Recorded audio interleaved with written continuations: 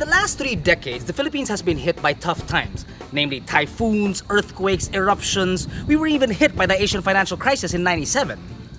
Lucky enough, in those 3 same decades, we've had our share of ups, some well-deserved ups. We've had peace with the MNLF in '96, Manny Pacquiao's left hook in '09, and the Diwata satellite just 2 years ago. And throughout all of this, Toyota Motor Philippines has been responsible for the manufacture and distribution of cars in the country since 1988. For 30 years, they have been empowering dreams and fulfilling goals through their products, whether it be in the past, present, or in the future, and never once have they wavered.